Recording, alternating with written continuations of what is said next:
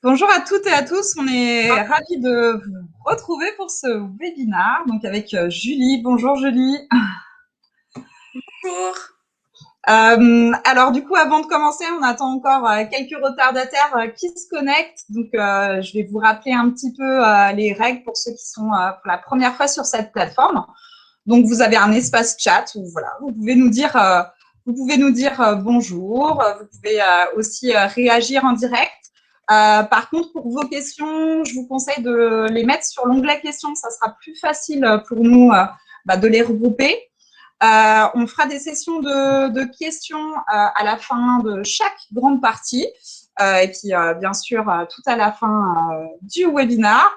Je vous souhaite bon appétit si vous êtes en train de manger en même temps. Ou en tout cas, on va essayer de ne pas dépasser l'heure pour que vous puissiez aussi vous nourrir. Et vraiment, on est ravis de reprendre la série des webinaires. Il y en aura d'autres d'ailleurs Oui. sur les réductions d'impôts, sur le LMNP, sur plein d'autres choses à venir. Donc, restez connectés pour voir voilà, les prochains événements. Et aujourd'hui, c'est les réductions et crédits d'impôts. Et bien sûr, comme la télédéclaration, vous n'êtes peut-être pas encore au courant, mais a été ouverte depuis hier, et on va pouvoir Hier. voir aussi un petit peu avec Julie quelles cases remplir aussi, parce que c'est la grande question à chaque fois. On a un petit peu peur, mais tout va bien se passer, vous inquiétez pas. Voilà, je vois le monde qui arrive, donc il me reste à laisser la place à Julie et je reviendrai pour poser les questions au fur et à mesure. Merci Marie-Claire. Bien sûr, le but, c'est que ce webinaire soit une présentation succincte, puisqu'on va parler des réductions, mais les plus courants dans la vie, en insistant quand même aussi sur la loi Pinel, hein, puisque beaucoup de nos clients et beaucoup de gens dans les faits investissent en loi Pinel. Bien sûr, le but de ce webinaire aussi, c'est d'échanger, d'avoir de vos questions pour que je puisse y répondre. Et si jamais je ne pouvais pas en répondre en direct, il n'y a pas de souci, vous pouvez aussi nous faire des mails et puis on s'attachera à y répondre. Donc, on va démarrer tout de suite par les réductions les plus courantes de la vie courante de n'importe quel contribuable, les dons. Alors, les dons, nous avons deux catégories de dons. Les dons de première catégorie, qui constituent les aides aux personnes en difficulté, principalement les restos du cœur, hein, les gens à qui on donne aujourd'hui. Et les dons catégorie 2 sont plutôt des aides aux associations, aux organismes d'intérêt général, voire aux fondations d'utilité publique. Il y a aussi les dons catégorie 2 pour les partis politiques. Alors vous le verrez après, la case à remplir est différente, mais donne droit à la même réduction qu'un autre don de cette catégorie 2. En termes justement d'avantages fiscaux, les dons catégorie 1 vous donnent une réduction d'impôt. Alors juste pour mémoire, une réduction d'impôt va agir directement sur vos impôts dans la limite de l'impôt dû. C'est-à-dire que s'il y avait un excédent, que vous arriviez à un impôt négatif, le fisc ne vous rembourserait pas la différence. Soit elle est perdue, soit elle peut bénéficier selon certaines réductions d'un report. D'ailleurs, c'est le cas pour les dons. Si votre impôt n'est pas couvert par la réduction d'impôt du don, vous avez la possibilité, entre autres, de pouvoir le reporter sur les 5 années suivantes. Donc, pour le don en particulier, la réduction ne bénéficie pas d'un remboursement, mais par contre, un report est possible pour les 5 années suivantes. Le crédit d'impôt que nous verrons ensuite, lui, par contre, de manière générale, peut excéder l'impôt dû. C'est-à-dire qu'il va continuer de gommer les impôts en dernier, après les réductions. Et si à ce moment-là, on a un impôt négatif, à ce moment-là, le fisc vous remboursera la différence. Donc, pour revenir aux réductions de la vie courante, donc les dons catégorie 1, donc tout ce qui est aide aux personnes en difficulté, donc je pense principalement au Resto du Cœur aujourd'hui, vous avez une réduction d'impôt de 75% de votre don fait. Alors, la règle générale, c'est 554 € éligibles à cette réduction de 75%. Mais sachez que pour cette année et pour l'année 2021, donc pour votre déclaration de l'année prochaine, vous avez un plafond qui est exceptionnellement augmenté à 1 000 € pour, toujours pareil, je le rappelle, c'est don catégorie 1. Donc, imaginons que vous faites un don de 1 000 € au Resto du Cœur, vous aurez 750 € de réduction d'impôt sur votre déclaration. Donc, soit vous l'avez fait en 2020 et vous aurez ces 75% cette année, soit vous pouvez encore le faire cette année 2021 et à ce moment-là, l'année prochaine, vous aurez encore le droit à ce plafond augmenté. Nous verrons après sur les années suivantes si ce décret continue de s'appliquer. Ensuite, pour tout ce qui est donc catégorie 2, vous n'avez pas ce palier à 75%, vous êtes directement à 66% de réduction d'impôt, par contre toujours limité à 20% de son revenu net imposable. Ce qui confirme quand même qu'on peut quand même bien gommer ses impôts grâce à des dons quels qu'ils soient, puisque 20% du revenu imposable reste quand même quelque chose d'assez conséquent. Ensuite, en termes d'autres réductions que vous pourrez avoir dans la vie courante, les enfants à charge poursuivant des études. Alors ça, j'insiste, parce que beaucoup de clients chez Quintessence peuvent oublier ou ne pas faire attention, puisque vous le verrez, il y a un nombre d'enfants à cocher, il y a une case spécifique à cocher, et si vous ne la cochez pas, la réduction ne s'appliquera pas. En quoi elle consiste? C'est-à-dire que si vous avez des enfants à charge, bien sûr, fiscalement, qu'ils sont scolarisés au collège, au lycée ou en études supérieures, donc tout ce qui est école maternelle et primaire n'est pas encore éligible. Donc si vous avez des enfants scolarisés au collège, lycée ou études supérieures, vous avez le droit à une réduction forfaitaire en fonction du niveau de scolarité. Si par exemple votre enfant est au collège, vous avez le droit à 61 € de réduction d'impôt forfaitaire. Si vous avez 2 enfants au collège, vous aurez donc 2 fois 61 € de réduction puisque c'est par enfant scolarisé. Pour l'enfant scolarisé au lycée, vous aurez donc 153 € de réduction d'impôt forfaitaire et ça s'augmente à 183 € par enfant en études supérieures, toujours pareil, à charge fiscalement. Donc, si vous avez par exemple un enfant au lycée, un enfant au collège, à partir du moment où vous cochez la case que je vous indiquerai juste après, vous aurez le droit à 153 plus 61 € cumulés de réduction d'impôt. C'est applicable également pour les gens qui ont des enfants en garde alternée. Puisqu'aujourd'hui, la garde alternée, c'est quand même quelque chose que l'on voit de plus en plus souvent. La garde alternée, c'est bien la moitié du temps chez un parent et la moitié du temps chez l'autre, donc rattaché fiscalement pour moitié à chacun des 2 parents. À ce moment-là, vous pourrez donc bénéficier de la moitié de cette réduction forfaitaire sur votre feuille d'impôt, toujours au titre d'une réduction. Qu'est-ce qu'on a également comme réduction de la vie courante? Alors ça, je m'y suis penchée un petit peu parce que je pense que c'est un phénomène de société qui va de plus en plus se développer. Donc, ce serait bien d'être au courant de ça. Si vous avez des dépenses d'accueil dans un établissement pour personnes dépendantes, vous avez également la possibilité d'avoir une réduction d'impôt. C'est-à-dire que pour vous-même, si vous êtes obligé d'aller en maison de retraite ou en foyer logement ou en maison d'accueil pour des raisons de santé, et que donc vous ne pouvez plus résider chez vous, à ce moment-là, vous avez le droit à une réduction d'impôt de cette dépense que vous avez à effectuer au titre des frais de logement et de nourriture. Bien sûr, les frais de soins ne sont pas inclus dans ces dépenses éligibles. Et bien sûr également, il faut aussi déduire les aides éventuelles auxquelles vous auriez le droit pour aller dans des maisons de retraite. Vous avez jusqu'à 10 000 € de dépenses retenues. Et sur cette dépense, vous aurez une réduction d'impôt de 25%. Donc, compte tenu aujourd'hui du contexte actuel du vieillissement de la population, je pense que ce sont des choses que l'on pourra voir de plus en plus dans le temps. Et donc, c'est toujours intéressant de savoir que si nous-mêmes, nous devons aller en maison de retraite, que nous ne pouvons plus rester dans notre logement, nous avons le droit à une réduction d'impôt au titre des dépenses obligatoires pour ces logements. Alors, comment remplir les cases? Alors ici, je vous ai indiqué les cases à remplir. Bien sûr, après, je vais vous montrer un visuel de la déclaration d'impôt. Alors, ce n'est pas un visuel de la déclaration en ligne, mais un visuel de la déclaration papier. Donc, les cases sont peut-être pas les mêmes au niveau des chiffres, mais généralement s'y ressemblent quand même assez grandement. Par contre, je vais vous expliquer le libellé puisque c'est le plus important et le numéro de la case, pour moi, c'est quand même plutôt annexe. Compte tenu du fait que, comme l'a dit Marie-Claire, les ouvertures aux déclarations d'impôts sont faites depuis hier, on n'a pas eu beaucoup de communication à ce sujet, compte tenu, je pense, du contexte actuel. Donc, c'est bien le cas. Vous pouvez faire vos déclarations en ligne depuis hier. D'ailleurs, je reviendrai sur les dates en fin de module. Donc, je me suis basée sur les déclarations des revenus 2019 par rapport à l'année dernière en termes de support, puisque aujourd'hui, sur le site d'impôt.gouv, nous n'avons pas encore à disposition les documents officiels, c'est-à-dire les déclarations 2021 sur les revenus 2020. Donc, ne vous inquiétez pas, les libellés restent les mêmes, les cases sur les papiers restent les mêmes aussi d'une année sur l'autre. Donc, tout ce que je vous annonce, vous pourrez l'appliquer également cette année. Alors justement, pour les dons, c'est la première chose que vous avez en haut de la page, dons versés aux organismes établis en France.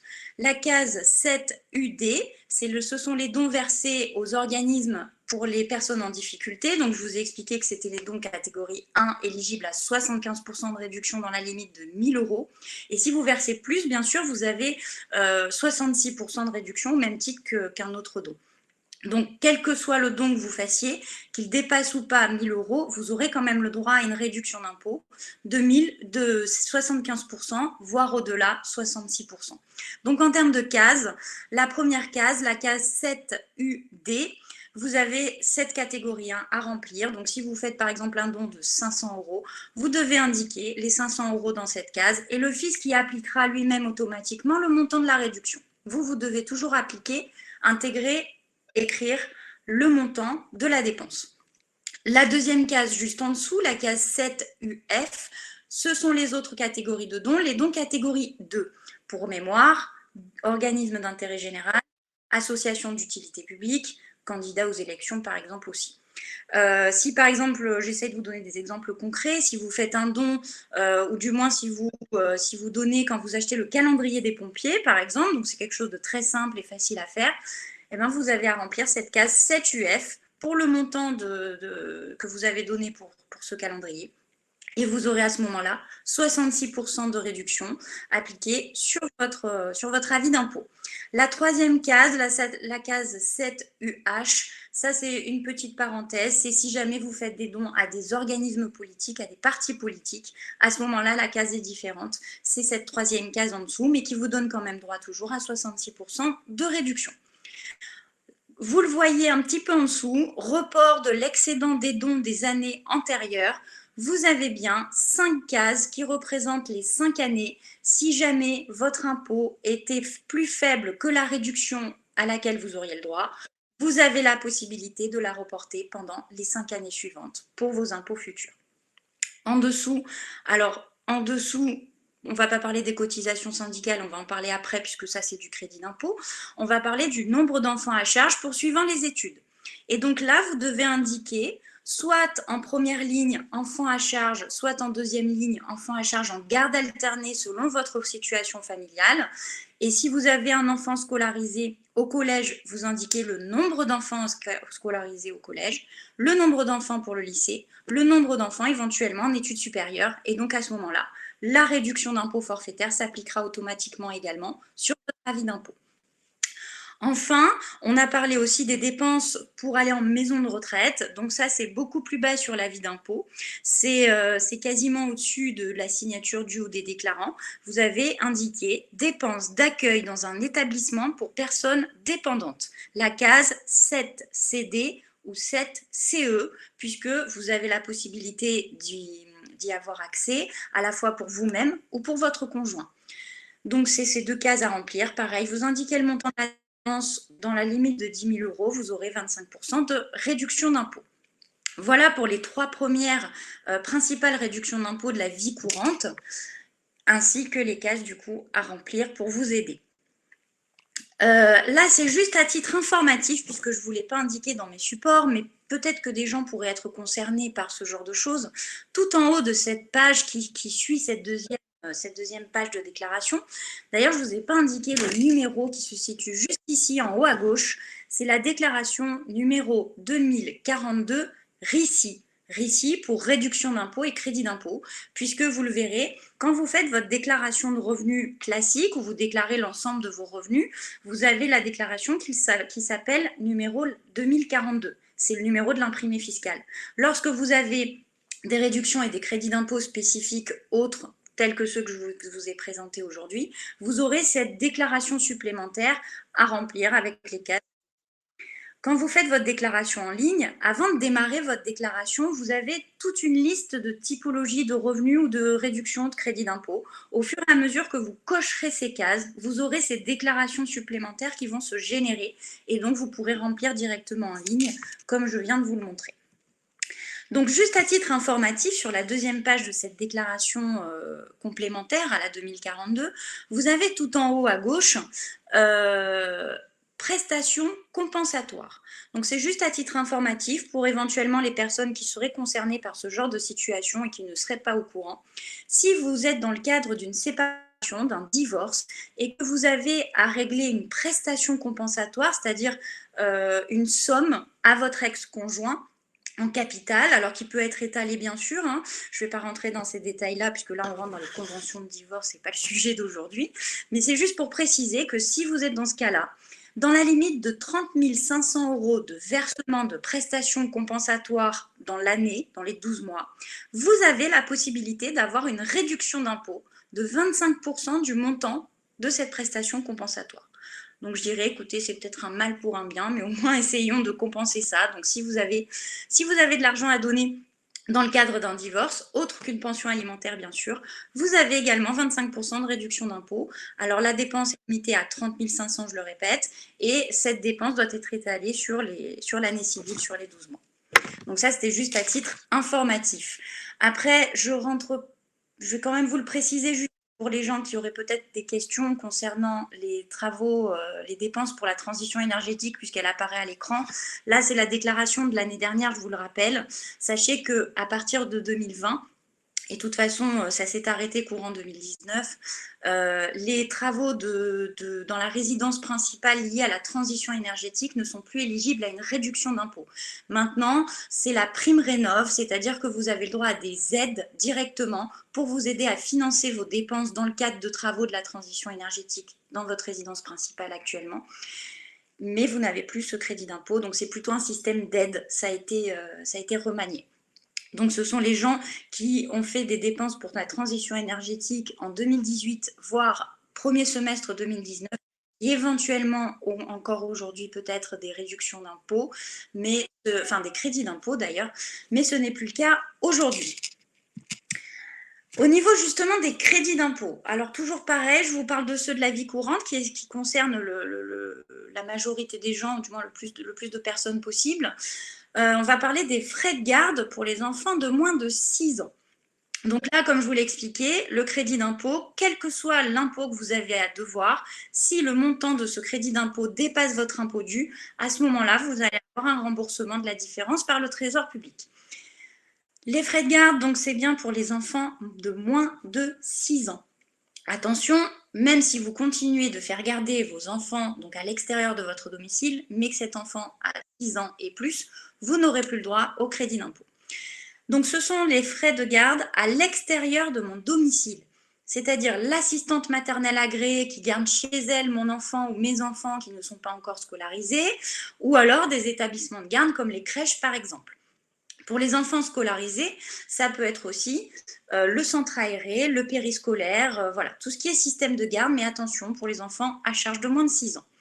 Bien sûr, le montant que vous devez déclarer, c'est bien votre dépense réelle, c'est-à-dire déduction faite de toute allocation que vous pourriez percevoir, voire aussi de subvention de votre employeur éventuellement. Donc, c'est bien le reste à charge que vous devez déclarer. Comment ça va se déclarer ? Vous devez déclarer toujours la dépense réelle que vous effectuez et le fisc, en fonction de cette dépense déclarée, retiendra potentiellement un plafond puisque vous avez un plafond par enfant gardé de 2 300 € par an. Vous aurez du coup à ce moment-là 50% de crédit d'impôt de cette dépense, donc au maximum par enfant, 1 150 € si votre dépense est supérieure ou égale à 2 300 € par an. Imaginons, vous avez 1 000 € de frais de garde pour un enfant de moins de 6 ans, vous allez bien déclarer les 1 000 € de dépenses. Le fisc retiendra 50% de crédit d'impôt directement puisque vous êtes en dessous du plafond et donc 500 € de crédit d'impôt seront appliqués. Ensuite, vous avez l'emploi à domicile. Alors, l'emploi à domicile, c'est bien la personne que j'emploie directement ou par l'intermédiaire d'une société qui vient chez moi pour faire de la prestation de service à la personne ou dans le cadre de mon foyer. Il faut qu'elle se rende dans ma résidence principale, voire ma résidence secondaire pour des services ménagers ou à caractère familial. Quelle que soit ma situation personnelle, professionnelle, j'y ai le droit, c'est-à-dire que je sois salarié, retraité, sans emploi. Si je recours à de l'emploi à domicile, j'aurai le droit à l'avantage fiscal lié. Alors, j'ai essayé de lister les principaux emplois à domicile les plus connus, ceux auxquels on pourrait avoir recours. Donc, c'est la garde d'enfants à mon domicile, bien sûr, puisque si la garde d'enfants ne se fait pas à mon domicile, à ce moment-là, on retombe dans les frais de garde de moins de 6 ans. Mais si la personne vient à mon domicile garder mon ou mes enfants, ça devient de l'emploi à domicile. Donc la garde d'enfants, ça peut être aussi le soutien scolaire. Si vous avez recours à du soutien scolaire à domicile, ça rentre également dans ce cadre-là. La préparation de repas à domicile également. Tout ce qui est collecte et livraison de linge repassé. Donc si vous avez affaire à quelqu'un qui vous récupère du linge à repasser, qui vous le repasse chez elle et qui vous le ramène chez vous, ça rentre aussi dans cette catégorie. Vous avez bien sûr l'assistance aux personnes âgées, voire handicapées, éligibles également. L'aide à la mobilité des personnes ayant des difficultés de déplacement, donc tout ce qui est aide à la personne, bien sûr, tout ce qui est également service de ménage, petits travaux de jardinage, voire petit bricolage, et également pour ceux qui ne sont pas très forts en informatique, voire en Internet, vous avez la possibilité d'avoir également un crédit d'impôt si vous avez recours à de l'assistance informatique ou un Internet de manière directe à votre domicile.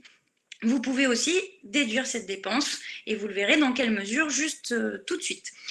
Vous avez le droit à un plafond pour l'ensemble de ces catégories éligibles à l'emploi à domicile de 15 000 € la première année, donc en termes de dépenses, et 12 000 € les années suivantes. Alors une majoration est possible, c'est-à-dire que si vous avez des enfants à charge, vous avez la possibilité d'augmenter par enfant à charge de 1 500 € ce plafond. Par contre, il est plafonné à 3 000 €. Pour faire simple, la première année, vous avez le droit à 15 000 €. Si vous avez des enfants à charge, 2 ou plus, vous aurez la possibilité d'augmenter ce plafond de la première année à 18 000, 2 fois 1 500 €. Et à partir des années suivantes, ce plafond de 12 000 peut être augmenté à 15 000 si vous avez 2 enfants à charge ou plus, bien sûr.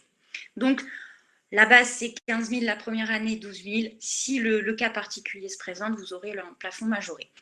Certaines dépenses à l'intérieur de ce plafond général sont également plafonnées. C'est applicable aux dépenses de jardinage. Pour le jardinage, vous avez un plafond de dépenses à 5 000 €. Donc, à l'intérieur toujours, je le précise, de ce plafond de 15 000, voire 12 000 les années suivantes. Donc, si vous avez un jardinier qui vous facture plus que 5 000 € à l'année, vous n'aurez pas plus que 5 000 € retenus.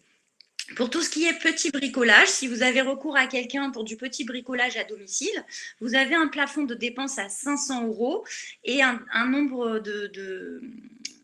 d'heures aussi. Il faut que la personne ne passe pas plus, je crois, de 2 heures consécutives chez vous pour un maximum de 500 €. Et enfin, l'assistance informatique et le dépannage Internet, vous avez le droit à 3 000 € de dépenses à l'année au maximum pour voir s'appliquer ce crédit d'impôt. Donc ce crédit d'impôt, comment il va s'appliquer? Tout simplement en ayant 50% sur vos impôts en moins du coup par rapport à cette dépense. Imaginons, vous avez une femme de ménage qui vous coûte 5 000 € à l'année. C'est bien cette dépense qui sera retenue par le fisc puisque vous êtes en dessous du plafond maximum. Et ils vont y appliquer 50% de crédit d'impôt, donc 2 500 € dans le cadre de 5 000 € de dépenses, 2 500 € de crédit d'impôt. Nous avons aussi les cotisations syndicales. Les cotisations syndicales, donc si vous adhérez à un syndicat, que vous soyez salarié, fonctionnaire ou même retraité, mais toujours adhérent à un syndicat professionnel, vous avez aussi le droit à un crédit d'impôt. 66% du montant de la cotisation. Alors bien sûr, vous avez un maximum de 1% de votre revenu brut imposable qui généralement n'est pas atteint puisque généralement les cotisations syndicales sont un montant forfaitaire qui vous est demandé en fonction de votre niveau de revenu. Donc ce ne sont pas des énormes crédits d'impôt, mais vous aurez quand même le droit à 66% du montant de votre cotisation en crédit d'impôt. Alors, voyons comment cela va se matérialiser au niveau des cases à remplir. Alors, pour ce qui est Je vais revenir sur le premier, sur l'emploi à domicile, puisque celui-là, l'emploi à domicile, apparaît directement sur votre déclaration de revenus classique, la numéro 2042. Elle n'apparaît pas sur la déclaration spécifique des autres crédits d'impôt. Donc, vous le voyez ici, pavé numéro 7, réduction et crédit d'impôt, service à la personne, emploi à domicile. Donc ici, vous avez la première ligne, service à la personne, emploi à domicile, somme versée, donc il est indiqué ici en 2019, puisque je vous le répète, j'ai la déclaration de l'année dernière, donc ce sera marqué somme versée en 2020. Vous mettez bien la somme versée. Si jamais vous avez eu recours à Page Emploi ou que vous avez payé les personnes en chèque emploi-service, normalement, le montant sera pré-rempli. Il faudra juste tout simplement le vérifier et le modifier le cas échéant s'il y avait une erreur. Donc, tout simplement, indiquer le montant de la dépense. Et là, ce n'est pas dans la déclaration spécifique des réductions et des crédits d'impôt. Ça apparaît dans votre déclaration de revenus générique. Sachez également, juste à titre informatif, la case juste en dessous, la case 7DL, si jamais vous avez des dépenses pour un ascendant, alors attention, il y a des conditions. C'est-à-dire que si vous avez des dépenses à faire pour un ascendant qui a plus de 65 ans et qui est bénéficiaire de l'APA, l'aide aux personnes âgées, à ce moment-là, vous avez également le droit à 50% de crédit d'impôt pour vous-même, alors que vous avez dépensé pour un ascendant qui en avait besoin, mais surtout qui remplissait ces critères de bénéficier d'une aide pour les personnes âgées et en même temps d'avoir plus de 65 ans. Ensuite, la case juste en dessous, vous avez employé directement pour la première fois un salarié à domicile. Pensez bien à cocher cette case si effectivement c'est la première année, comme nous l'avons vu, pour pouvoir bénéficier de ce plafond majoré à 15 000 au lieu de 12 000, si jamais bien sûr vos dépenses arrivaient à ce niveau-là. Donc voilà au niveau de l'emploi à domicile. Donc attention, hein, pareil, hein, bien sûr, je le précise également, si vous donnez des aides à vos parents dans le cadre de ce que je vous ai expliqué, hein, de l'aménagement de leur résidence principale, par exemple, des choses comme ça, vous ne pouvez pas, à l'inverse, déduire de pensions alimentaires versées à un ascendant puisque vous bénéficiez du crédit d'impôt. C'est l'un ou l'autre.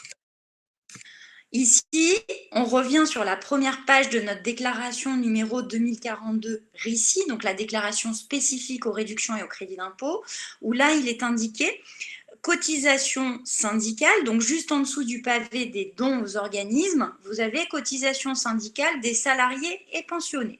Vous indiquez bien sûr le montant de votre cotisation et je vous le rappelle, il vous sera appliqué un crédit d'impôt de 66%. Il est précisé, sauf option frais réels. Pourquoi? Si vous avez, lors de votre déclaration de revenus, opté, par exemple, vous êtes salarié, de manière générale, vous avez un abattement forfaitaire de 10%. Si vous n'avez pas eu cet abattement forfaitaire parce que vous avez fait le choix d'opter pour les frais réels, à ce moment-là, la cotisation syndicale ne pourra pas bénéficier de 66% de réduction. Donc, il faut bien être à l'abattement forfaitaire des 10% et non pas à l'option frais réels pour en bénéficier. Ensuite, un petit peu plus bas, vous avez donc en dessous frais de garde pour les enfants de moins de 6 ans.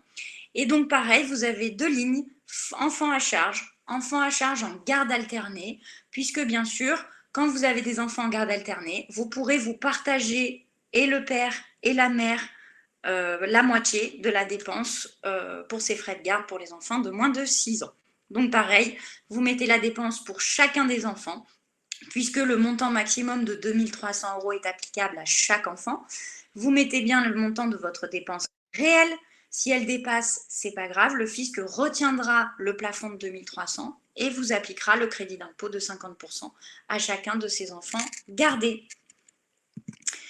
Alors, est-ce qu'il y aurait peut-être déjà des questions intéressantes ou moins importantes avant de commencer sur la loi Pinel? Effectivement, il y en a plein. Je vais essayer de les regrouper. Oui. J'avoue, comme il y en avait beaucoup, je suis désolée si on revient.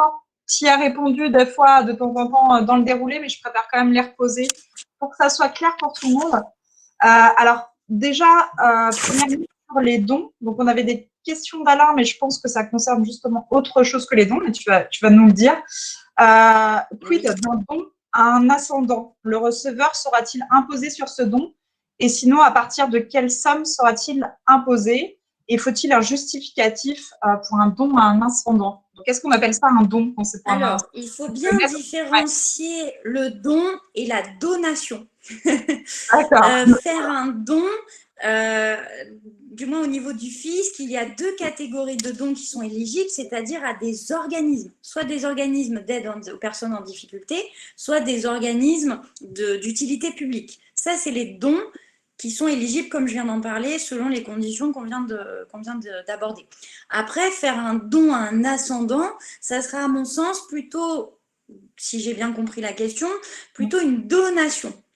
Ou alors, donc soit on fait une donation et là à ce moment-là, il faut plutôt se rapprocher d'un notaire pour savoir un petit peu quels abattements on a droit pour donner à un ascendant. Par contre, ça me permet d'embrayer aussi sur la pension alimentaire qui n'est pas une donation, qui là est plutôt une aide à un ascendant. Alors ça, soit ça peut être fait de manière volontaire, soit ça peut être lié à l'obligation alimentaire que l'on a envers nos parents. Et donc à ce moment-là, vous avez soit un plafond, soit vous n'en avez pas selon la catégorie de pension alimentaire que vous versez. Mais je vais prendre un exemple simple, j'espère pouvoir répondre à cette question. C'est que par exemple, si vous avez un parent qui est en EHPAD ou en maison de retraite et que vous avez l'obligation, liée à votre obligation alimentaire, de compléter le paiement de la maison de retraite, à ce moment-là, vous aurez le droit de déduire de votre revenu, donc c'est une déduction, ce n'est pas une réduction ni un crédit d'impôt, vous aurez le droit de déduire de vos revenus imposables le montant de l'aide que vous donnez à vos ascendants. Mais là, oui, c'est plutôt pour le fisc, c'est plutôt à titre de pension alimentaire. Faire un don à un ascendant, pour moi, c'est ponctuel. Donc là, on serait plutôt sur les donations et là, il faudrait mieux se rapprocher d'un notaire. Ok. Sur les autres dons, alors du coup, on a Hélène qui demande est-ce que le don à une association sportive, alors je ne sais pas si tu es experte sur le sujet, mais est-ce qu'il fait bien partie de la catégorie 2? Exactement. Quand Ok. vous avez des associations sportives qui font des collectes de dons pour organiser des événements, effectivement, nous sommes dans le cadre d'un don catégorie 2 et donc qui ouvre droit à 66% de réduction d'impôt. Ok, alors, j'ai déjà 3 pages de questions, donc je vais essayer d'aller vite. Aussi, peut-on déclarer les dons non déclarés des années précédentes dans les cases 7X? Moi, je dirais non. À vérifier. Vous savez que vous avez toujours, le droit à l'erreur depuis la mise en place l'année dernière.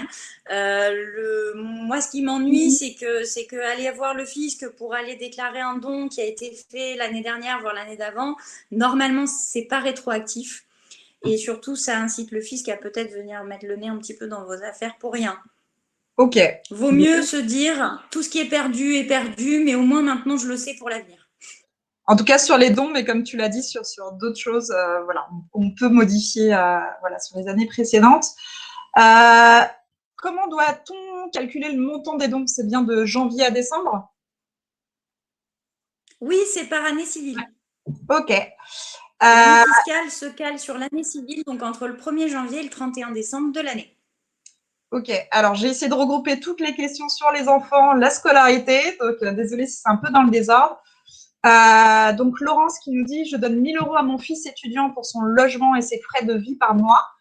Où dois-je le déclarer? Il a 22 ans et est toujours rattaché à mon foyer fiscal. Eh bien, vous avez donné la réponse, c'est-à-dire qu'à partir du moment où votre enfant est toujours rattaché à votre foyer fiscal, vous ne pouvez pas déduire de pension alimentaire, c'est-à-dire d'aide à vos enfants, puisque vous avez l'avantage en termes de demi-part fiscale ou de part fiscale, ça dépend le rang de l'enfant dans la famille. Mais à partir du moment où vous avez toujours votre enfant à charge, vous ne pouvez pas déduire de pension alimentaire. C'est le jour où il sera plus à charge que vous pourrez potentiellement, si vous continuez de l'aider, déduire une pension alimentaire. D'accord. Alors on a aussi Francis qui demande, l'hébergement d'un enfant majeur permet une déduction du revenu imposable. Est-ce que c'est bien ça ou pas? Alors, l'hébergement d'un enfant majeur. Alors, l'hébergement d'un enfant majeur, est-ce qu'il est toujours rattaché fiscalement? Je dirais que non, puisque ça dépend de son âge aussi. Enfin, là, c'est très, très spécifique. Il faudrait faudrait que cette personne nous fasse un mail plus détaillé parce que là, c'est plus spécifique. J'ai pas assez d'éléments pour répondre. Ok. Alors, si, par contre, j'essaye Oui. d'y répondre quand même en espérant répondre bien. Quand vous avez un enfant que vous hébergez à votre domicile, mais toujours pareil, qui n'est plus rattaché fiscalement, qui fait lui-même sa propre feuille d'impôt, même s'il est à votre domicile, à ce moment-là, vous pouvez déduire au titre d'une pension alimentaire, c'est répertorié comme ça aussi au niveau du fisc, et vous avez un montant forfaitaire. Je l'ai plus en tête, mais c'est un montant forfaitaire que vous pouvez vous-même déduire, mais attention, de l'autre côté, votre enfant doit le déclarer, en revenu bien sûr. Parfait. Alors du coup, on a aussi Laetitia qui dit est-ce que l'enfant doit être à la fac toute l'année pour pouvoir bénéficier justement des frais de scolarité que tu nous indiquais au départ, ou est-ce également valable pour ceux qui ont terminé leurs études en cours d'année?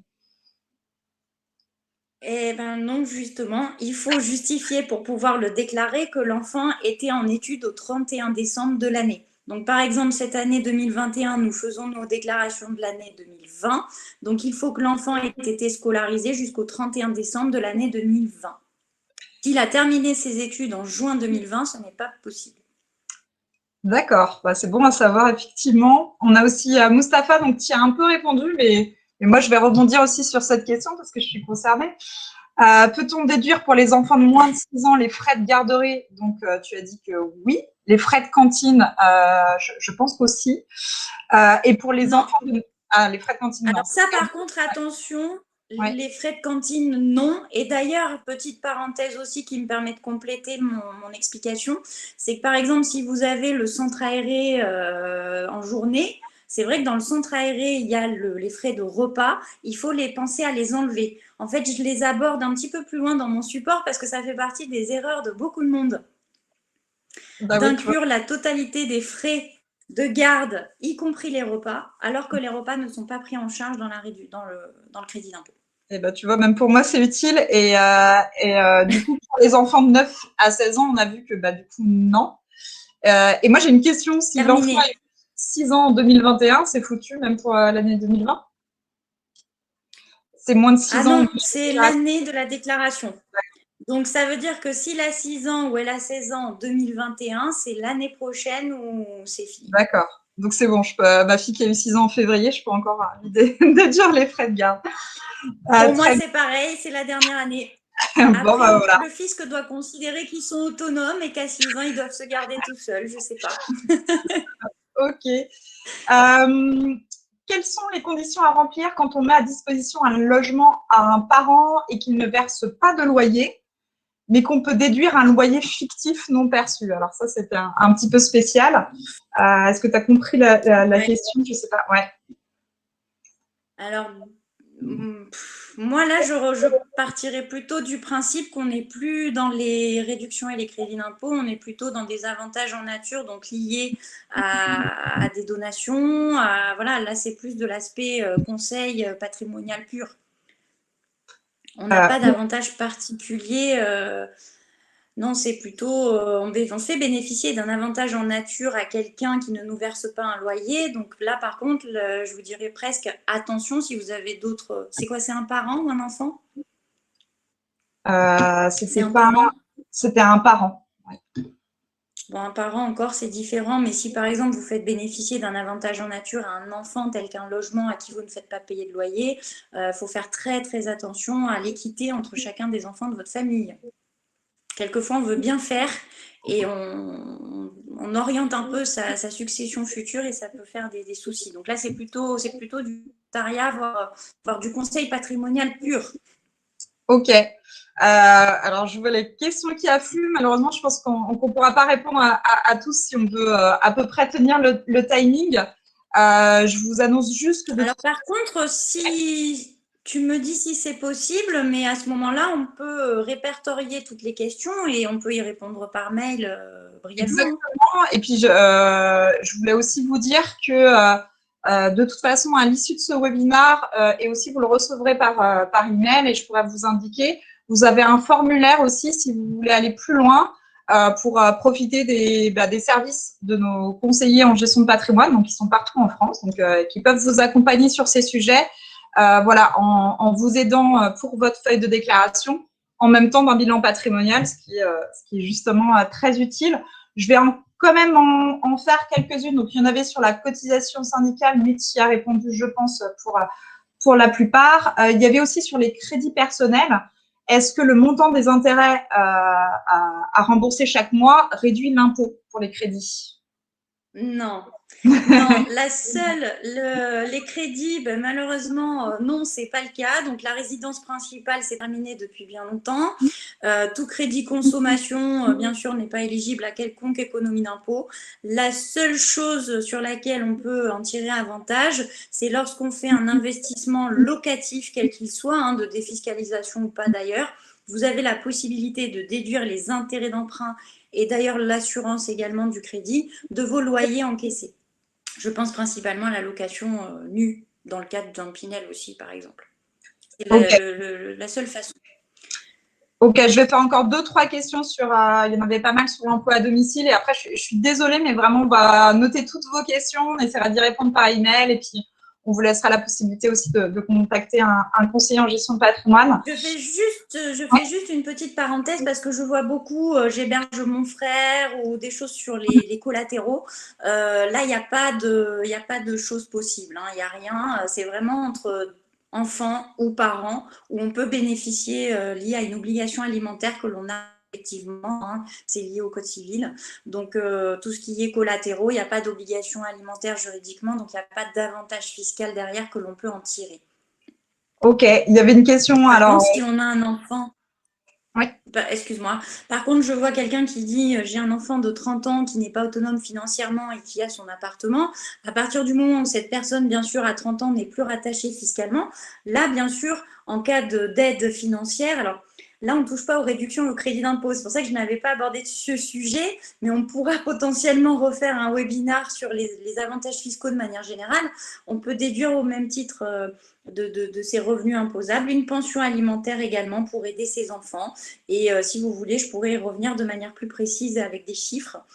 Mais là, comme ça ne concerne pas les réductions et les crédits d'impôt, c'est vraiment déduire de ses revenus imposables une aide potentielle avec bien sûr des conditions et des critères que l'on peut faire à ses enfants. Donc, on pourra refaire un webinaire sur les déductions et sur les pensions alimentaires qui existent. Hein. Et ben, on voit en tout cas qu'il y a beaucoup de sujets là-dessus. Sur l'emploi à domicile, est-ce qu'il faut des factures? C'est Annie qui demande ça en disant que son beau-père réalise des travaux chez lui pour s'aider. Est-ce qu'on peut les déclarer? Ah, là, je vous joue avec le feu. Non. En fait, il faut employer quelqu'un qui soit déclaré, hein, c'est-à-dire qu'il ait sa propre société de service à la personne. Donc, soit c'est une grosse société, par exemple, je pense aux sociétés de ménage à qui on peut avoir recours, mais si vous employez directement quelqu'un, il faut que cette personne soit déclarée, c'est-à-dire ait sa structure pour cette activité. Ok, et dans le cas où on emploie quelqu'un, donc là on le déclare, mais qui fait deux activités en même temps, est-ce que ça pose un souci? Donc par exemple, quelqu'un qui peut faire femme de ménage et nounou en même temps?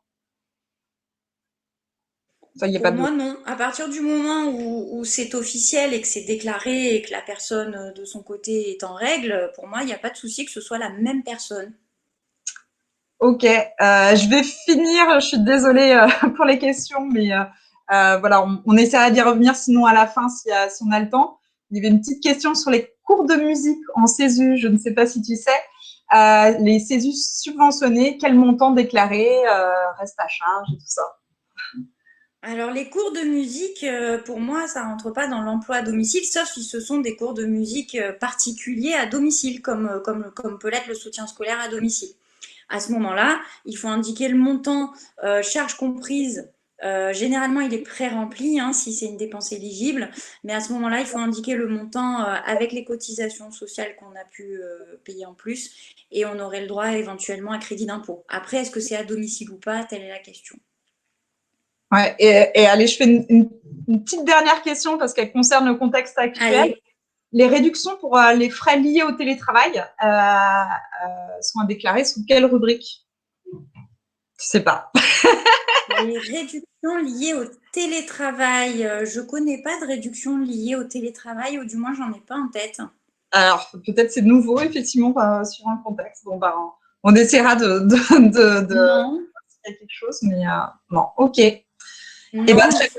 Je sais que quand on se rend à son travail, on peut avoir une aide de son employeur pour les frais de déplacement, des choses comme ça, mais à partir du moment où on est en télétravail, je ne vois pas, ou du moins, je n'ai pas été au courant de ça.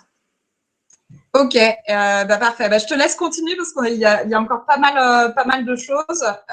Et puis, Ouais, j'essaierai de revoir toutes les questions et peut-être si on a un peu le temps de les regrouper aussi pour la fin. À tout à bien l'heure. sûr. Bien sûr. Donc, nous allons aborder de manière plus détaillée la réduction d'impôts liée à un investissement en loi Pinel. Pourquoi? Parce que la loi Pinel est l'investissement immobilier de défiscalisation le plus répandu aujourd'hui et le plus connu d'ailleurs. Et pourquoi je me permets de m'y attarder également? Parce que j'ai relevé dans beaucoup de mes clients des erreurs sur leur avis d'impôt qui pourraient être sujets à litige avec le fisc. Donc, autant éviter tout litige potentiel et bien faire les choses tout de suite. Comment remplir sa déclaration d'impôt pour un investissement en loi Pinel? Déjà, vous avez encore une autre déclaration supplémentaire qui va se générer, qui est la numéro 2042C. Donc ça, c'est lié à tout investissement immobilier de défiscalisation et dont la loi Pinel en fait partie.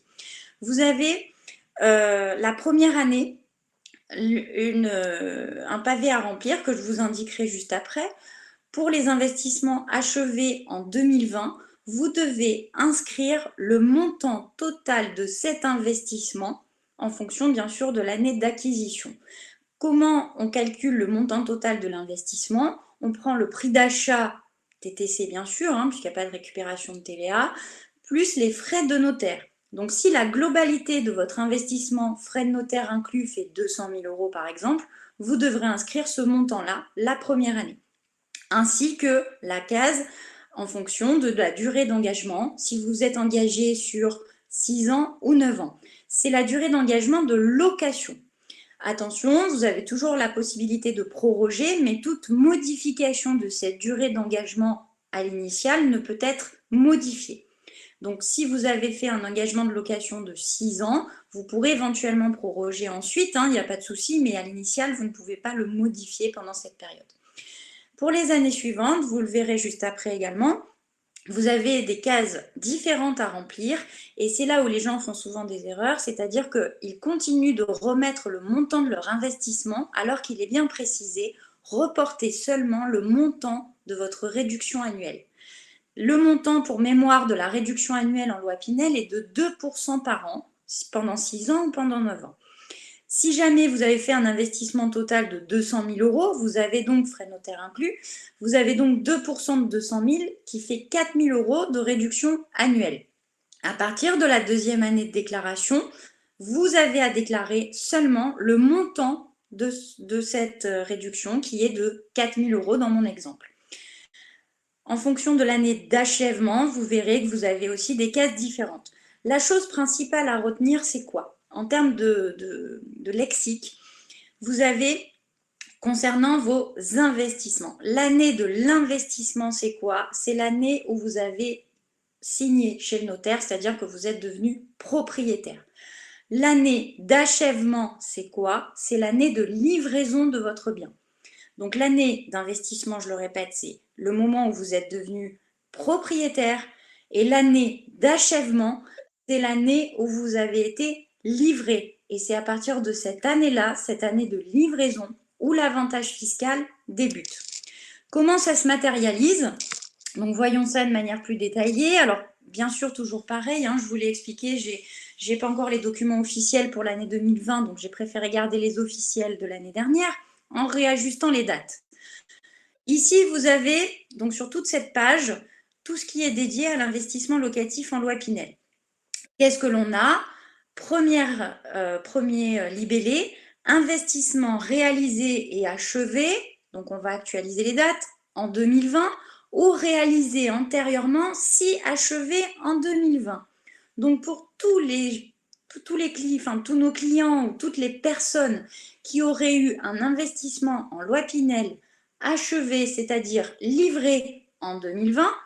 Ils vont donc commencer leur première année de défiscalisation cette année en 2021, puisqu'on fait toujours une déclaration avec un an de décalage. Et donc, imaginons, vous avez signé l'acte de propriété en 2019 et vous avez été achevé, c'est-à-dire livré en 2020.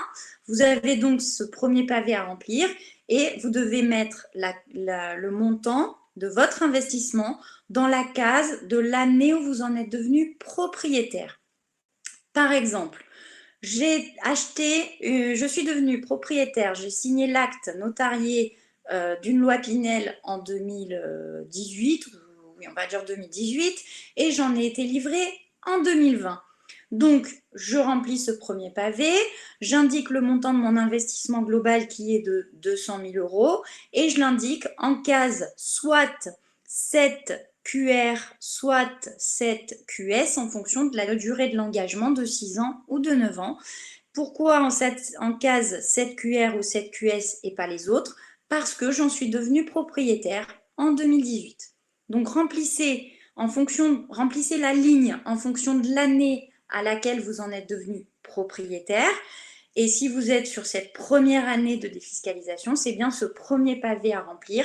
Et attention, indiquez bien le montant de votre investissement dans la case en fonction de votre durée d'engagement de location. À partir du moment où vous êtes engagé pendant 6 ou 9 ans, donc chaque année, vous allez avoir cette réduction d'impôt de 2%, à redéclarer bien sûr chaque année. Et c'est là où on en arrive à cette seconde partie de la page, report concernant les investissements des années antérieures. Imaginons, je suis en 2021, je fais ma déclaration de revenus 2020, j'ai acheté ma Pinel en 2018, j'ai été livrée en 2019. Donc cette année, en 2020, ça fait bien la deuxième année où je bénéficie de ma réduction d'impôt. Donc comme c'est la deuxième année, voire les suivantes, je n'aurai qu'à reporter le montant de ma réduction. Dans mon exemple à 200 000, ici 4 000. Donc faites très attention parce que le problème, c'est qu'il n'y a pas malheureusement de blocage au niveau du fisc. C'est-à-dire que j'ai pu voir chez des clients un avis d'impôt où il y avait marqué investissement Pinel report, donc ça veut dire que ça fait bien à minima la deuxième année qu'ils ont cette réduction d'impôt, et que donc ils indiquaient malheureusement le montant de leur investissement. Et donc la réduction d'impôt Pinel calculée n'était plus du tout en adéquation avec la réalité des faits, et donc c'est toujours risque à requalification par le fisc, voire à un refus si on déclare mal dès le départ de la réduction d'impôt. Donc faites très attention à ça. Je le répète encore une fois, la première année, vous devez déclarer le montant de votre investissement total éligible à cette réduction d'impôt, frais de notaire inclus. Et à partir de la deuxième année et pour les années suivantes, vous devez inscrire seulement le montant de la réduction d'impôt auquel vous avez le droit. Donc reportez tout simplement l'avantage fiscal auquel vous avez le droit. En fonction, la case est à remplir en fonction de l'année de l'investissement achevé, c'est-à-dire l'année de livraison. Si j'ai été livré en 2018, je vais remplir dans l'une des cases, dans le pavé investissement achevé en 2018. Donc faites très attention à ça parce que les erreurs vont vous pénaliser puisque bien sûr c'est à l'avantage du fisc et à tout moment ils peuvent venir vous demander de vous rembourser le trop perçu par vous. Les erreurs les plus courantes. Alors en fait, j'ai été voir un petit peu sur oops.gouv.fr puisque maintenant ça fait un an qu'on a le droit de faire une petite erreur, bien sûr de bonne foi et justifiée. Donc j'ai essayé de répertorier un petit peu quelques erreurs les plus courantes de nos clients, ou du moins des contribuables français. Je me trompe sur le montant des frais de garde de mes jeunes enfants. C'est-à-dire que je ne dois pas inclure ce qu'on vient de dire tout à l'heure, les frais de nourriture et à retirer bien sûr les aides perçues. Ce que vous devez déclarer, ce qui est éligible au crédit d'impôt pour les frais de garde des jeunes enfants, ce sont les frais de garde uniquement hors frais de nourriture. Donc pensez à enlever les repas du montant de votre facture annuelle éventuellement et retirer aussi toutes les aides que vous pourriez percevoir puisqu'il faut bien retenir la dépense nette, celle qui vous reste à charge. J'oublie de déclarer mes enfants à charge poursuivant leurs études. Donc, on y a répondu aussi tout à l'heure puisque ça faisait partie des questions. Bien sûr, toujours vérifier que votre enfant soit en études au 31 décembre de l'année des revenus déclarés. Donc, pour cette année 2021 où nous déclarons nos revenus de l'année 2020, il faut, pour pouvoir y être éligible, que vos enfants soient scolarisés, je le répète encore, au collège, au lycée ou en études supérieures, au 31 décembre de l'année 2020 pour pouvoir y être éligible. Tout ce qui est alternance à contrat d'apprentissage n'est pas éligible à cette réduction d'impôt forfaitaire. Je ne déclare pas correctement mes dons aux associations.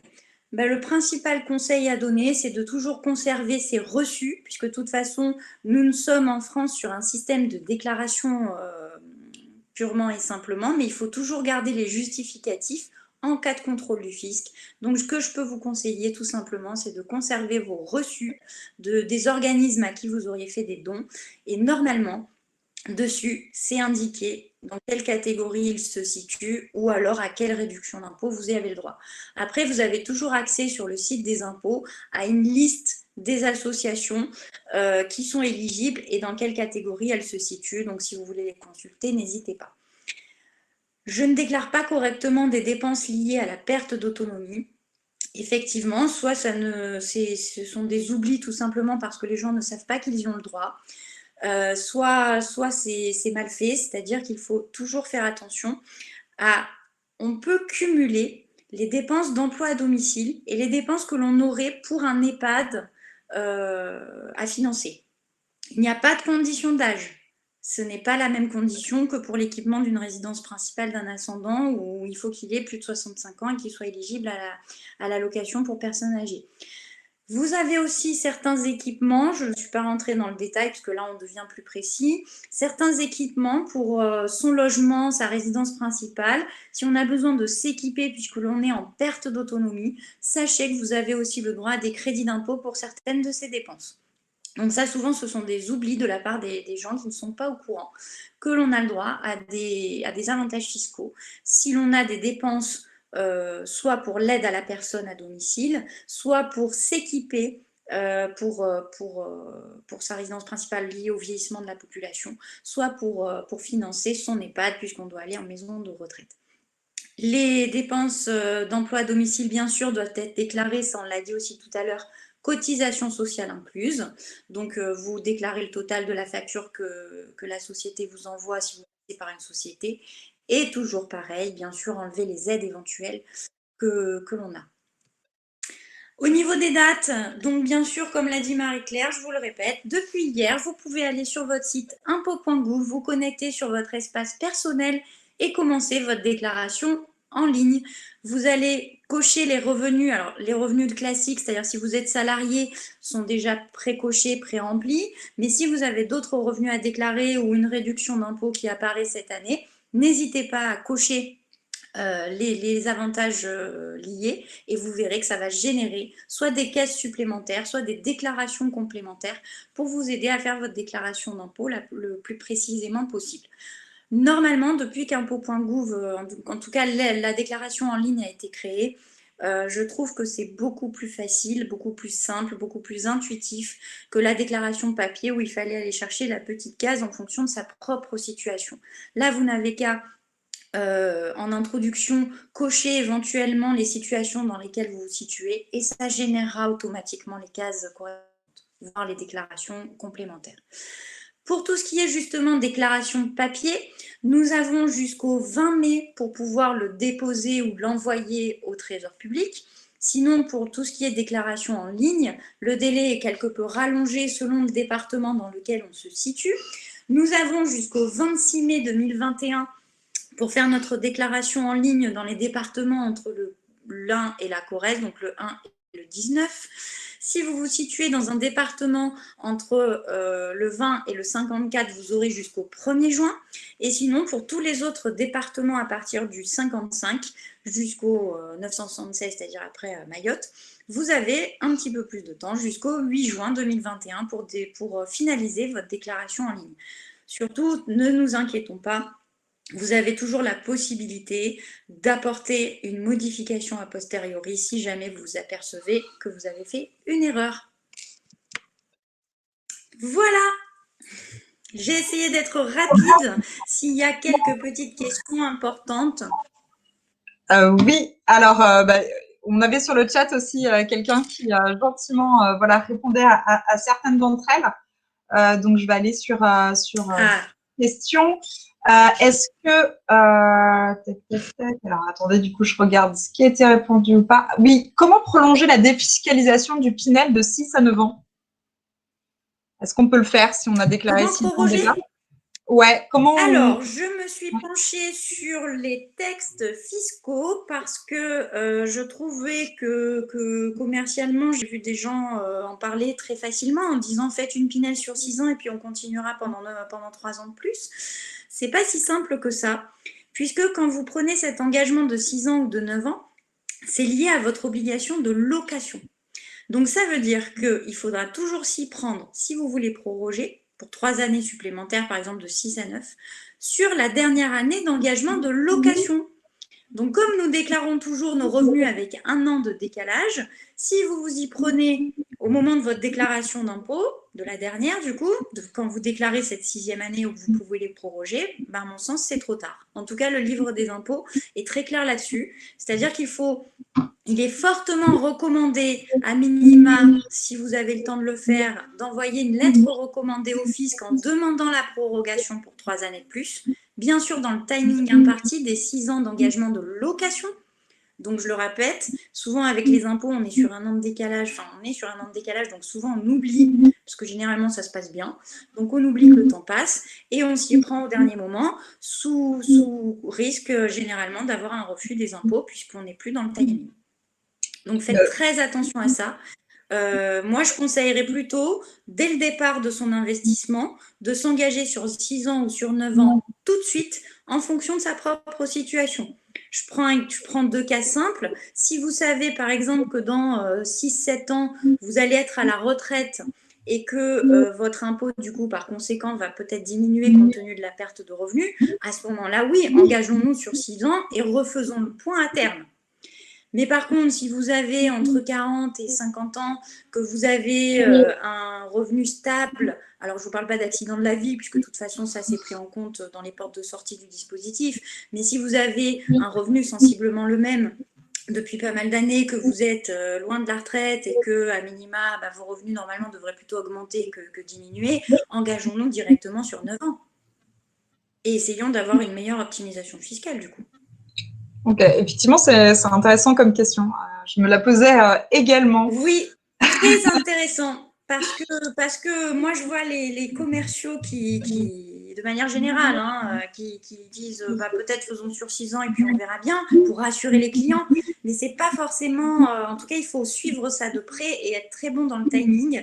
Et malheureusement, dans les faits, c'est pas le cas. Je fais une petite parenthèse parce que je vois Jean-Michel qui me parle des frais de courtage à rajouter, que les impôts lui ont dit ça. Alors, je suis un peu mitigée, c'est-à-dire que moi, j'ai été voir les textes justement parce que les impôts, quand on les appelle, ça dépend aussi sur qui on tombe, on va être franc, ils n'ont pas forcément des réponses affirmées et franches. Donc moi, je vais beaucoup lire le livre des impôts, le BOFIP, comme ça, j'ai les réponses claires et précises. Les frais de courtage ne sont pas à inclure dans les frais.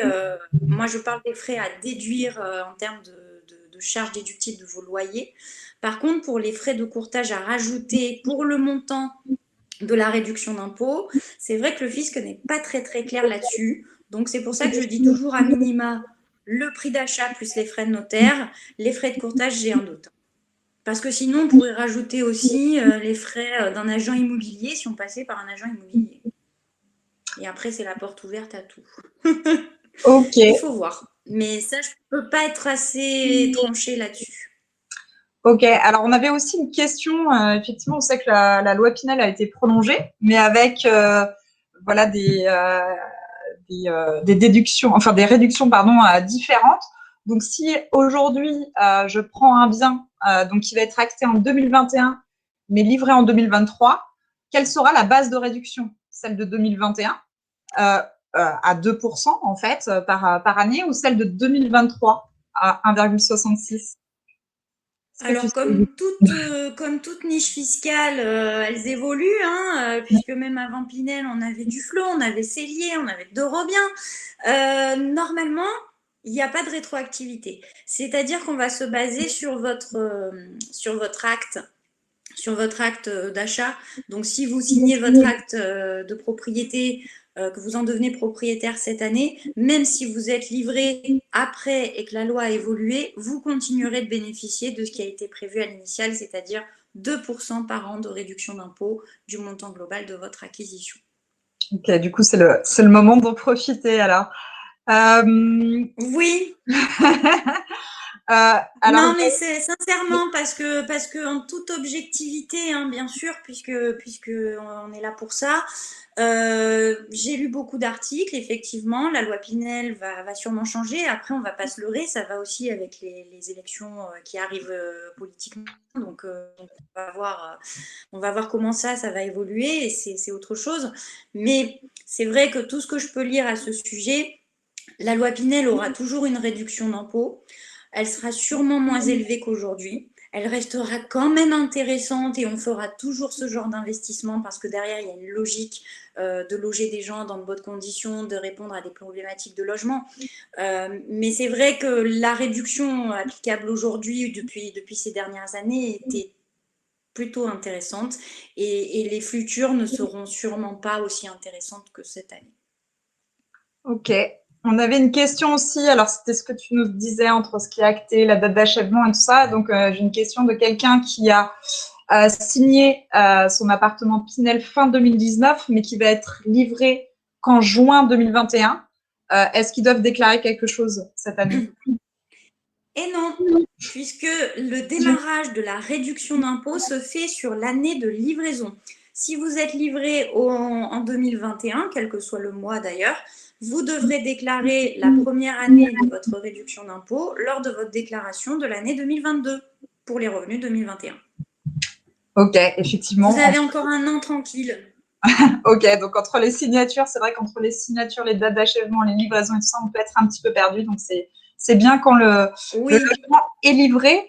Et d'ailleurs, on avait une question sur les villas. Si elles sont éligibles en Pinel, c'est exactement le même principe que pour des appartements Pinel. On est bien d'accord. Parce qu'on avait une question Les sur les villas. villes. Alors, Ouais. oui, parce qu'en fait, maintenant, la loi Pinel est éligible uniquement au logement collectif. Donc, si D'accord. c'est une villa qui a été faite avant la modification, il n'y a pas de souci. Si c'est une villa, normalement, elle n'a pas été vendue en loi Pinel, puisque maintenant, c'est éligible uniquement au logement collectif. Oui, effectivement, dans la question, c'était sur les années Sur une autre précédentes. année. Euh, Oui, donc là, il n'y a pas de souci, ça s'applique. Ok. Tac, tac, tac. Bon, après, il y a beaucoup de questions sur les années, si je suis en 2017, 2020 et tout ça. Donc, j'espère que Julie a pu vous y répondre au fur et à mesure. Sinon, là aussi, on regardera toutes les questions par email. Et puis, voilà, on a encore beaucoup de questions, mais il est 13h40, donc je pense que sinon, on va affamer pas mal de personnes si elles ne pouvaient pas déjeuner en même temps. Donc, Je ouais. vais juste résumer parce que c'est vrai que c'est très important de bien remplir les cases, surtout quand on fait un investissement Pinel, même si les autres aussi sont importantes. Mais c'est vrai que beaucoup de personnes sont là pour ça principalement et tant mieux. En fait, je résume encore une dernière fois. Si vous êtes livré en 2020, cette année, en 2021, vous allez déclarer votre première année de défiscalisation. Et donc, c'est sur le premier pavé où vous devez remplir l'année de l'engagement, enfin la durée d'engagement et surtout le montant de votre investissement pour avoir la réduction d'impôt. À partir du moment où cette première année est faite, pour toutes les années suivantes, la deuxième, la troisième, la cinquième, jusqu'à la sixième, voire la neuvième, selon votre durée, vous n'aurez qu'à reporter le montant de la réduction d'impôt à laquelle vous avez le droit. Et dans le pavé, de l'année de l'achèvement, c'est-à-dire l'année de livraison. Si vous êtes en 2021, vous faites votre déclaration de revenus cette année 2020 et vous avez été livré en 2019, vous irez dans le pavé investissement achevé en 2019 et vous mettrez le montant de votre réduction d'impôt à ce niveau-là. Ouais. Après, chez Quintessence, on a beaucoup de consultants qui peuvent vous aider. Oui. Puisque nous réalisons au quotidien des bilans patrimoniaux, des audits patrimoniaux de nos clients et donc les déclarations d'impôts en font partie. Donc pour toutes les personnes qui nous écoutent et qui ne connaisseraient peut-être pas Quintessence ou voire qui ne sont pas clients chez nous, bien sûr peuvent nous solliciter puisqu'on a des consultants partout en France pour vous aider. Oui, je vais redonner d'ailleurs sur le chat et vous l'aurez aussi par email et à la fin de ce webinaire si vous voulez justement prendre rendez-vous avec un conseiller. Ça se passe par ici. Et puis d'ailleurs, peut-être que toutes ces explications ont pu donner envie à certains de s'y pencher de plus près et pourquoi pas en faire leur métier. Du coup, peut-être dis-nous, Julie, oui. c'est quoi ton métier chez Quintessence? Ben, en fait, moi, j'ai fêté mes 2 bougies chez Quintessence puisque je suis responsable de la formation de tout le groupe Quintessence. Donc, tous les consultants qui nous rejoignent passent chez moi pour les former, les aider à comprendre ce métier. Et surtout, mon objectif, c'est de transmettre cette passion du métier que j'adore. On apprend toujours, on s'arrête jamais, c'est très enrichissant intellectuellement. Et on voit beaucoup de gens commercialement, puisque moi, avant de rejoindre Quintessence, j'ai fait ce métier pendant 15 ans. Aujourd'hui, j'accompagne les consultants à la fois dans la technicité, à la fois dans le process commercial, par le biais de diverses formations et d'accompagnement. Donc, si jamais vous avez envie de nous rejoindre, que vous avez un intérêt pour ce métier, une passion, ou voilà, parce que souvent j'ai des gens qui ont un intérêt personnel et qui ont des expériences personnelles qui font qu'ils ont envie d'aller plus loin, ben, n'hésitez pas. N'hésitez pas, parce qu'en plus, chez Quintessence, en tout cas dans le groupe plural, puisqu'on fait partie d'un groupe aujourd'hui avec plusieurs branches, c'est un métier où on s'éclate, on rend service aux gens. Oui, et d'ailleurs, c'est ça qu'il ne faut pas oublier. Ouais, dans nos anciens clients, il y en a c'est qu'on rend service aux gens. Moi, c'est ça qui me plaît dans ce métier. C'est ça qu'il ne faut pas oublier, parce que malheureusement, je me permets du coup de le dire aujourd'hui, vous avez beaucoup de gens, heureusement qui ne sont pas chez Quintessence, qui sont vus comme des vendeurs de Pinel, comme des vendeurs de défiscalisation et qui sont là juste pour vendre des produits. Et ce n'est pas le but de la manœuvre, et c'est ça que je transmets aux consultants chez Quintessence, c'est qu'on est là pour aider les gens. On part d'un problème, on part d'envie, on parle de projet. Et une fois qu'on a tout ça, on construit les stratégies dans le cadre de notre métier, bien sûr, et de ce qu'on sait faire. L'immobilier, les placements financiers, la défiscalisation, il y a plein de choses à voir. Donc, que vous soyez prospect, client, que vous ayez envie de nous rappeler, n'hésitez surtout pas. Ou alors que vous ayez envie de participer à l'aventure en interne, ben, n'hésitez pas non plus. Oui, d'ailleurs, on a des anciens clients qui ont pris goût et qui sont devenus aussi consultants après avoir fait justement la formation nécessaire. Mais voilà, effectivement, c'est aussi un métier passionnant. Voilà, j'insiste encore vraiment si vous avez des questions, que vous voulez vraiment aussi un bilan patrimonial plus complet. Et ben voilà, vous aurez le lien par email à la fin de ce webinaire. N'hésitez pas, il y a des conseillers vraiment partout en France, donc il y en aura forcément un pour venir faire le bilan avec vous et puis vous aider aussi sur votre déclaration de cette année si besoin. On a envoyé aussi cette invitation. Vous pouvez, pardon, excuse-moi, à qui justement je complète ce que tu dis, à qui vous pouvez aussi demander un peu toutes les questions que vous avez abordées aujourd'hui, parce que toutes les questions que vous me posez pour les pensions alimentaires, les choses comme ça, les hébergements, c'est des choses aussi que je transmets aux consultants et qui sont en mesure tout à fait de vous aider à ce sujet. Oui, parfait. Du coup, je ne sais plus ce que je voulais dire, mais tu as bien complété. Donc voilà, en tout cas, il ne faut pas hésiter. Du coup, on va avoir le... Et ben voilà, je pense que on a fait le tour. Je suis encore vraiment désolée pour les questions. On n'en a jamais eu autant. Donc comme quoi, c'est quand même un sujet passionnant et puis qui peut être angoissant pour certains. La déclaration de revenus, qu'est-ce que je veux faire? Donc en tout cas, sachez qu'on est là pour vous accompagner. On va essayer de voir par email si on peut regrouper les questions, si on n'y a pas répondu pendant le webinaire. Et voilà, prenez rendez-vous avec un conseiller. Ça y est, j'ai retrouvé ce que je voulais dire. On m'a invité aussi à ce webinaire, bien sûr, nos clients, nos propres clients. Donc, vous inquiétez pas, ça fait partie bien sûr de notre prestation. Donc là, c'est un petit webinaire pour le rappel voilà, des différentes réductions et crédits d'impôt qu'il peut y avoir, mais vous serez bien sûr appuyé par votre conseiller pour votre déclaration de revenus cette année, notamment si la livraison s'est faite sur 2020 ou même sur les années précédentes. Vous serez recontacté par l'agence ou votre conseiller. Sinon, n'hésitez pas même à prendre les devants pour prendre rendez-vous avec lui avant la dernière semaine, parce que c'est vrai qu'on attend des fois le dernier moment pour sa déclaration de revenus. Donc, n'attendez pas. Vous pouvez, maintenant que c'est ouvert, dès maintenant, les solliciter. Voilà. Merci beaucoup. Très bonne journée à tous. Au revoir. Au revoir.